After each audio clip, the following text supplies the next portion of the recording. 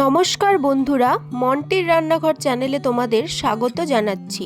আজ আমি তৈরি করব শীতের খুবই কমন একটা রেসিপি, তা হলো এগ তড়কা। এই তড়কা কিন্তু আমরা প্রত্যেকেই ব্যাচেলার হই বা স্টুডেন্ট হই কম বেশি রাতের ডিনারে খেয়ে থাকি। চলো তাহলে এই ধাবা স্টাইলের তড়কা আমি কি করে তৈরি করি আজকে সেটাই দেখে নিই। রেসিপিটি তৈরি করার জন্য আমি এখানে 2 কাপ মতো তড়কা ডাল, তাকে 4 ঘন্টা মতো প্রথমে ভিজিয়ে রেখেছিলাম। তারপরে এটিকে সেদ্ধ করে নিয়েছি সামান্য একটু নুন দিয়ে। যেহেতু এগ তড়কা বানাচ্ছি তার জন্য ডিমটাকে ফ্রাই করে নিতে হবে। এখানে আমি 4টে ডিম 2 চামচ তেলের মধ্যে ফ্রাই করে নেব, আর এর মধ্যে দিয়ে দিয়েছি সামান্য পরিমাণ নুন। এইবারে এই ডিমের ঝুড়িটাকে বানিয়ে নেব। মিডিয়াম আঁচে এই ডিমের ঝুড়িটা কিন্তু বানাতে হবে। ডিমগুলো যদি খুব হার্ড হয়ে যায় তাহলে কিন্তু এগুলো তড়কার মধ্যে ভালো লাগবে না।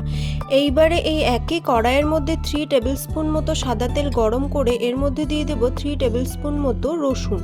রসুনের কোয়াগুলোকে আমি হালকা ফাটিয়ে নিয়েছি। এইবারে এগুলোকে হালকা লাল লাল করে ভেজে নিয়ে এর মধ্যে দিয়ে দেব 2 টেবিলস্পুন মতো কাঁচা লঙ্কা কুচি, দিয়ে দেব 1 টেবিলস্পুন মতো আদা কুচি, আর দিয়ে দেব 1 কাপ মতো পেঁয়াজ কুচি।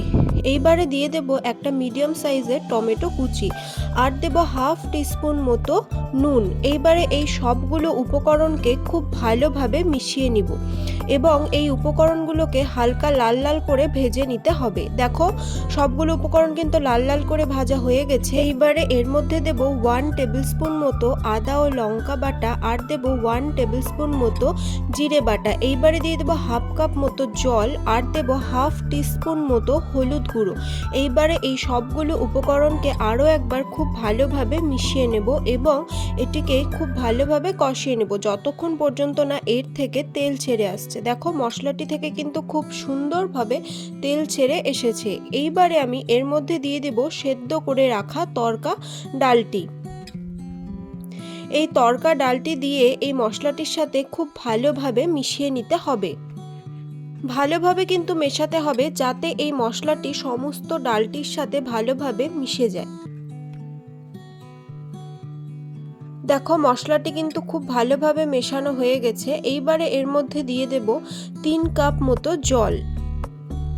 জলটা একটু বেশি দিলাম কারণ তড়কা কিন্তু একদম শুকনো হলে ভালো লাগে না।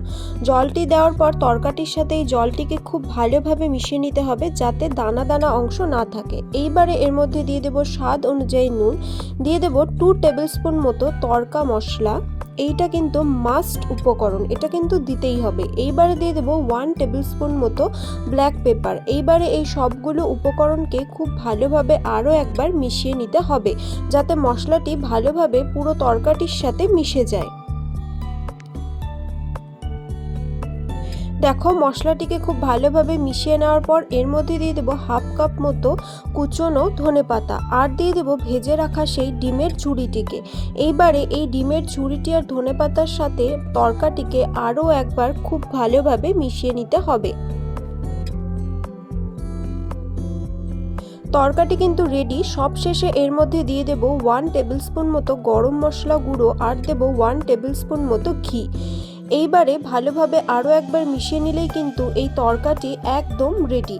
গরম গরম রুটি বা পরোটার সাথে সার্ভ করে ফেলো এমন সুন্দর তরকা। আর এই তরকাটিকে কিন্তু পরিবেশন করতে হবে একদম গরম অবস্থাতেই, কারণ তরকাটি যদি ঠান্ডা হয়ে যায় তবে কিন্তু এর স্বাদটি আর পাওয়া যাবে না।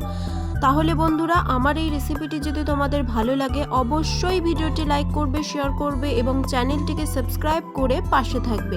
আরও সুন্দর সুন্দর রেসিপি পাওয়ার জন্য অবশ্যই বেল আইকনটিকে প্রেস করে রাখবে। আজ তবে চলি, থ্যাংক ইউ।